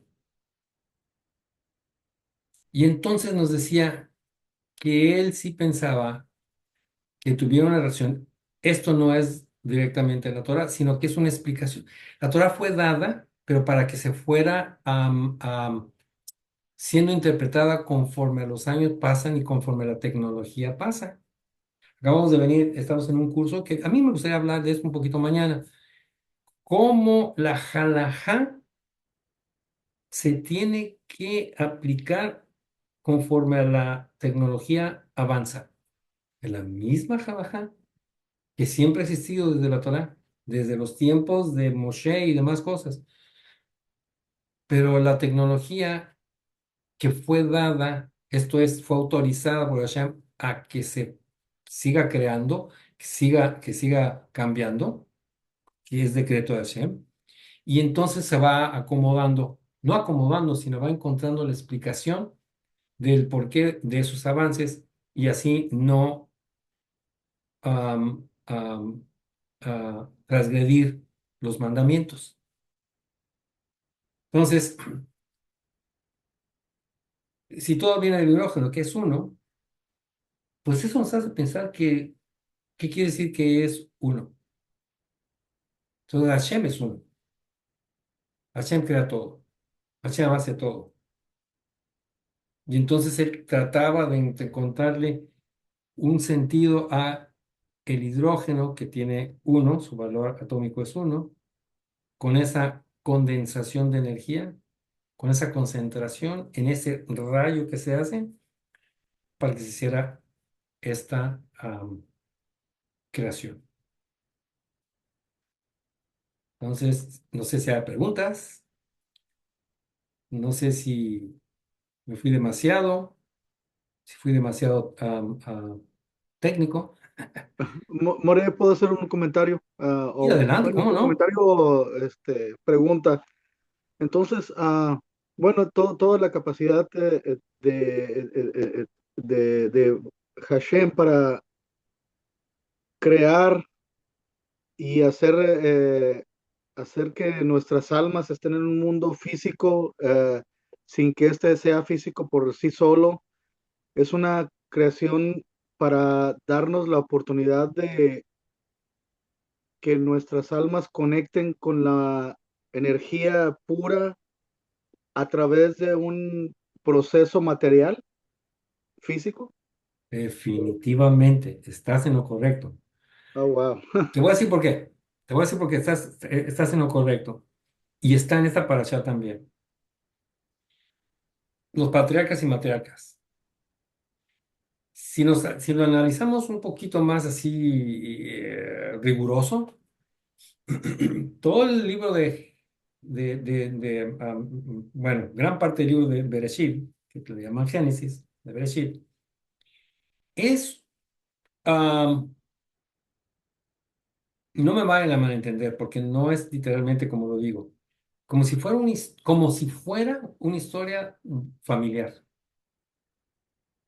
Comienza entonces todo el proceso de la creación, y Adán y Eva, y ¿cómo se llama? A Noah y demás cosas.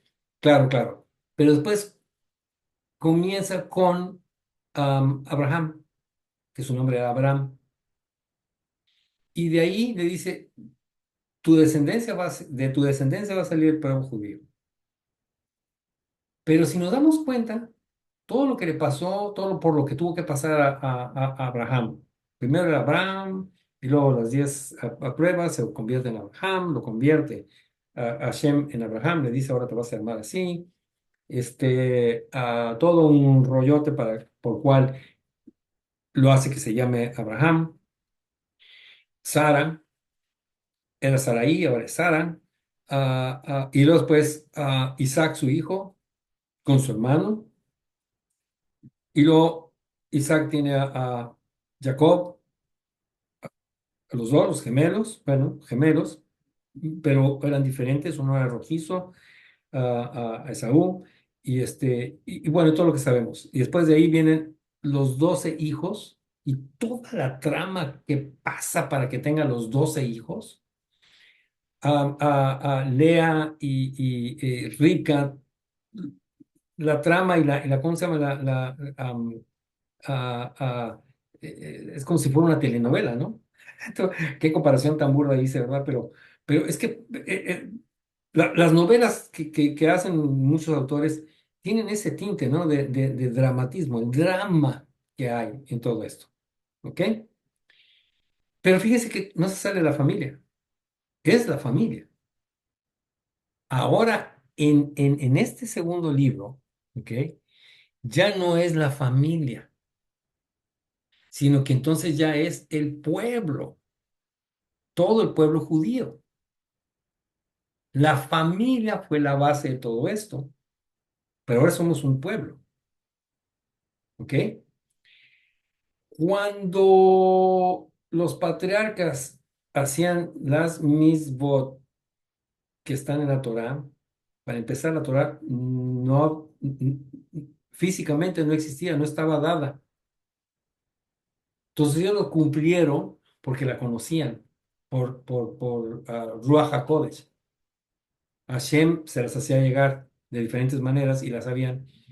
Y ellos tomaron la decisión de cumplirla toda, porque sabían que después esa Torah iba a ser entregada.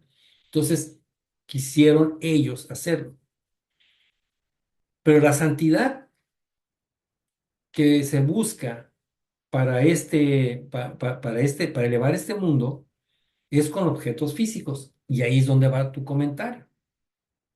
A través de lo físico es que nosotros podemos elevar este mundo a las santidades superiores.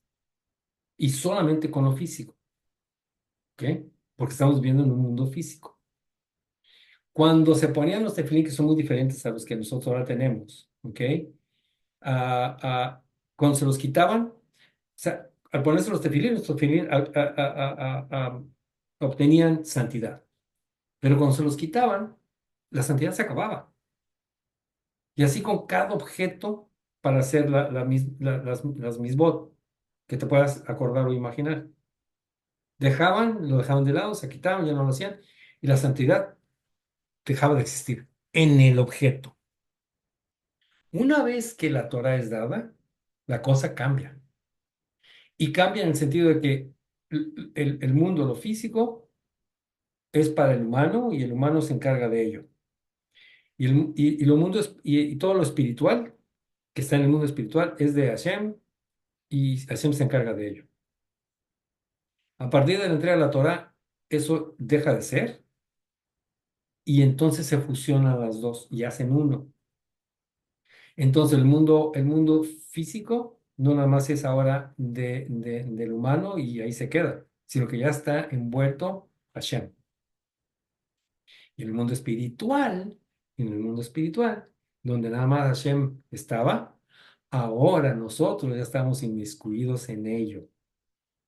Y por eso tenemos que cumplirlo para entonces poder hacer esta transformación que necesita a toda la creación para ser elevada espiritualmente. Y nos hablan, nos dicen que cuando venga Mashiach, eso es lo que va a existir. Entonces vamos a estar en los dos mundos, en los mismos dos mundos que Moshe estuvo cuando subió al monte Sinaí para hablar con Hashem. Cuando todo el pueblo recibió la Torá, que recibió las tablas, todos estaban así. Todos estaban en los dos mundos. Y así fue y no ha vuelto a suceder desde entonces. Pero es lo que aspiramos nosotros para traer a Mashiach. Tu observación Es la perspectiva de la física cuántica. exactamente, la física cuántica, exactamente. Y tu apunte, eso, muy atinado, porque con lo físico vamos a conseguir lo espiritual. Y es lo que tenemos que hacer, utilizar todos los recursos físicos para entonces ir elevando las chispas que hacen falta para traer a Mashiach. Mm. Y eso es práctico. Lo he repetido muchas veces, es sumamente importante estudiar, sumamente importante saber, sumamente hacer todas las oraciones, sumamente hacer todos los servicios. Pero necesitamos de la acción para que entonces se pueda consumar el propósito de la creación de Hashem. ¿Ok? ¿Preguntas o comentarios?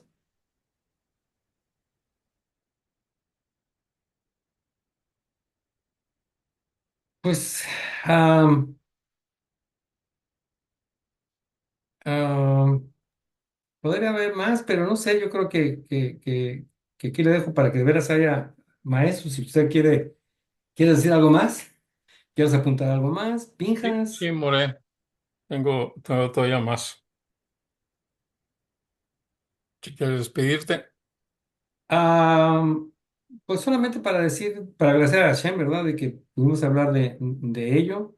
Am, todo esto tiene una trascendencia y una importancia muy importante y es muy elevada, que conforme vamos estudiando más a Kabbalah, entonces tenemos más la capacidad de entender estas cosas y no quedarnos en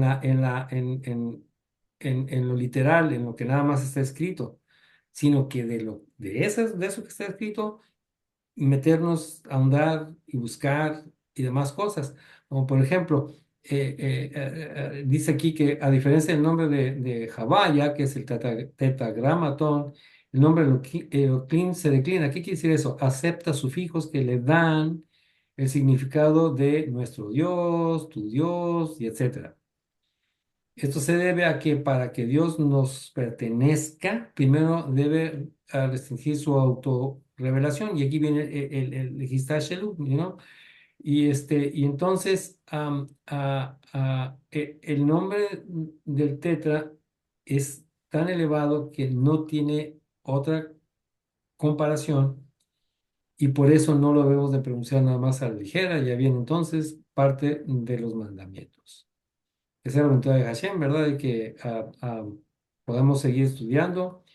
Y hago un comercial para despedir. Comercial son dos. Uno es que mañana vamos a tener la clase de Hadajá. Vamos a hablar un poquito más de esto, pero aplicada a la Hadajá práctica. ¿Ok? Mañana a las 6:30 de la tarde, hora de Tijuana, del Pacífico. Y la otra es, no se olviden de su Sedacá, ¿verdad? Su cooperación para que el SEC siga funcionando. Todos nos vemos beneficiados de esto, entonces, sin su apoyo, pues no es posible hacer muchas de las cosas. Con su apoyo podemos hacer todas las cosas. Toda, Rabá. gracias, More. Gracias. Bueno, yo quisiera, me estoy acordando de Rabino Bear y nos decía que cuando estamos estudiando esta porción de la Torah, hay personas que se emocionan mucho, vibran mucho estas palabras, esta porción.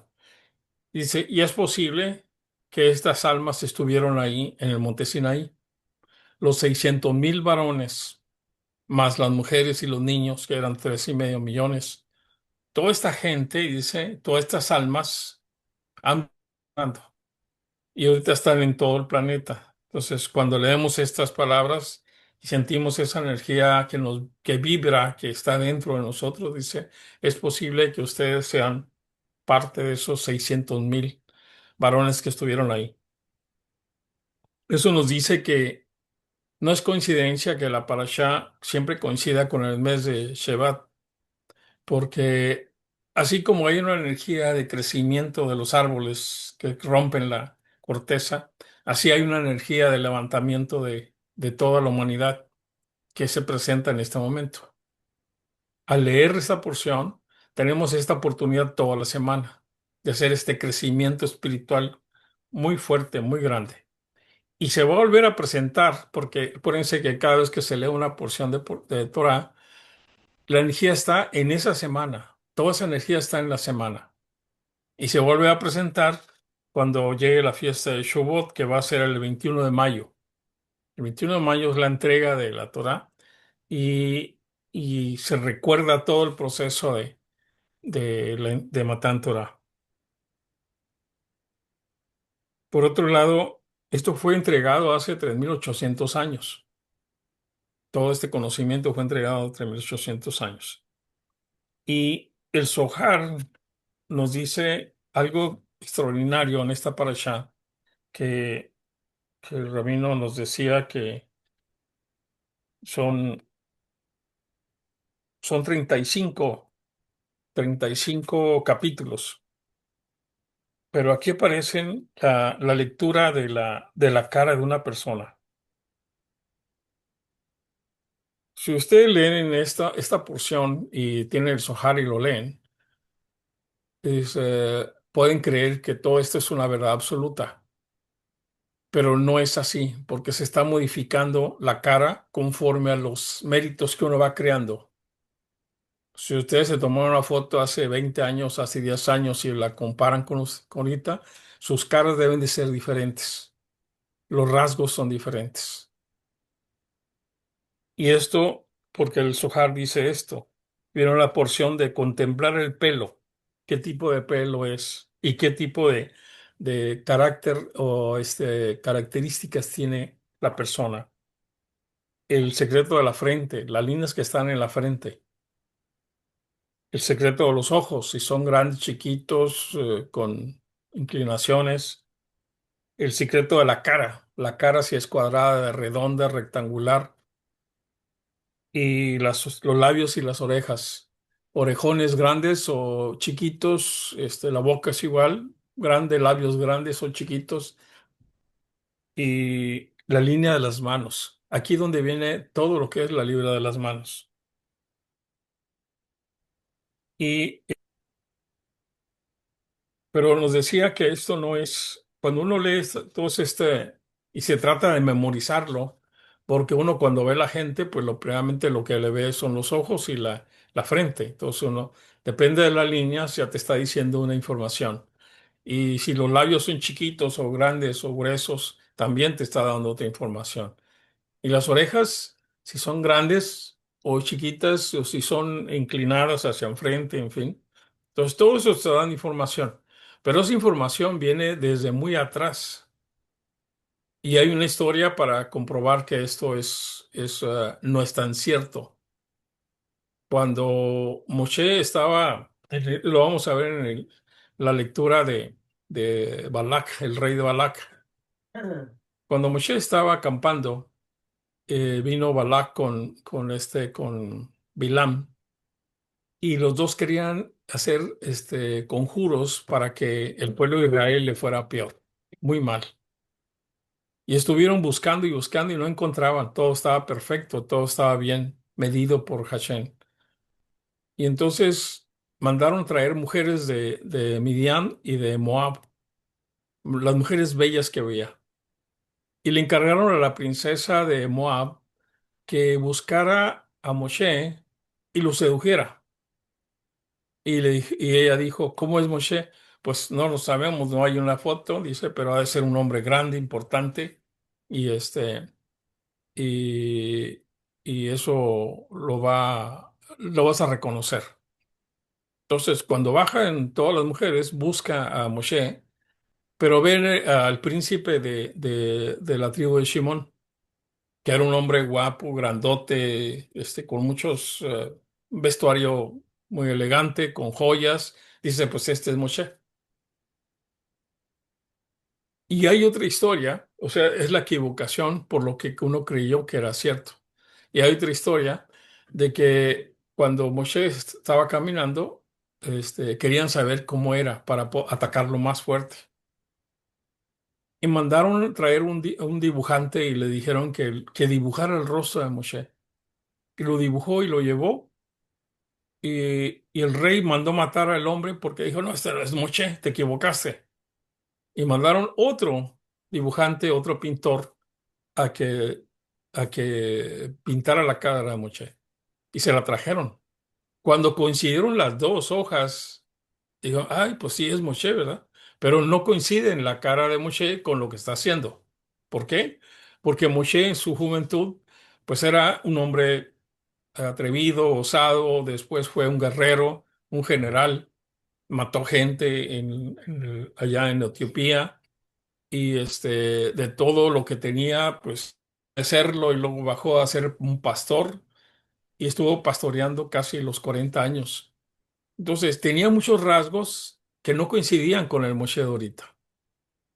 Y eso fue algo que a veces nos confundimos, porque vemos una persona que tiene labios chiquitos y, y de acuerdo al libro dice, si tiene labios chiquitos, delgaditos, ha de ser como la serpiente, que cuando habla está diciendo cosas venenosas.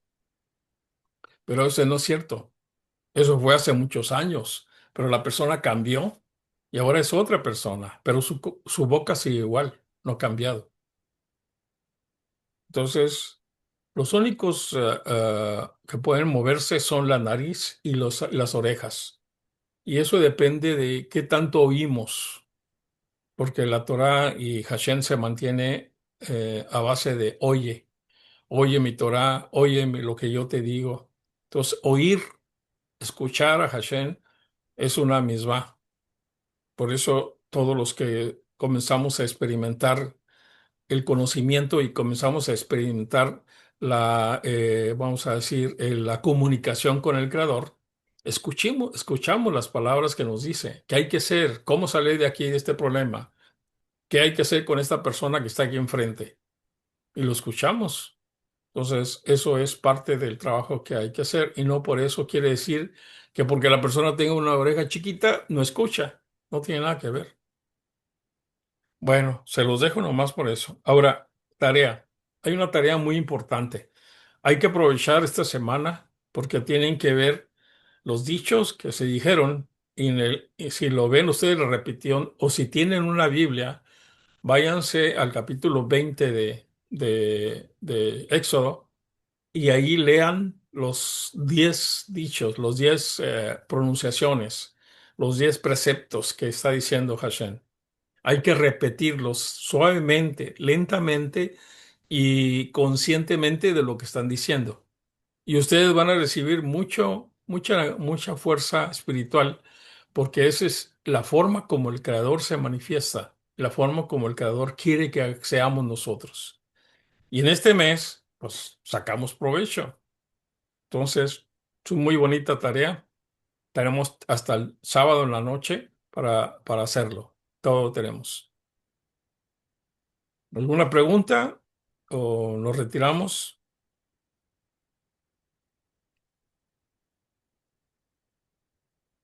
Laila, todo para todos. Gracias, maestros, por su participación. Pero Estuvo Hashem, a la clase. Que Hashem los proteja, los bendiga y que tengan este momento grandioso de escuchar la presencia de Dios. Soy Adonai. Yo soy Hashem. Amén. Laila, todo para todos. Hola, Shalom. hola, Shalom, todo. shalom. Buena clase.